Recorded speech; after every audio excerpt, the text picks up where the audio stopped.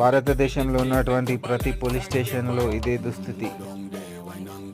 మన ప్రాపర్టీ అన్నటువంటి మన 2 వీలర్ 4 వీలర్ 3 వీలర్ ఏదైనా కూడా వారికి ఏదో విషయంలో పోలీసు వారు సీజ్ చేస్తే కనుక ఇలా తీసుకొచ్చి చెత్త కుంపలో పెట్టినట్టు మన బండ్లను పెడతారు.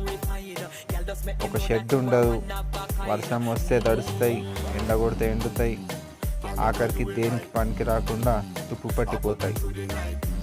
నేను ప్రభుత్వాన్ని ఒకటే అడుగుతున్నాను, ఈ సీజ్ అయిన బండిలన్నిట్లని స్క్రాప్లో అమ్మేస్తే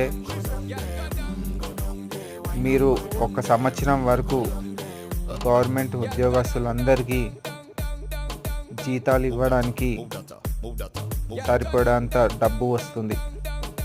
ఆ పని చేయండి. Thank you.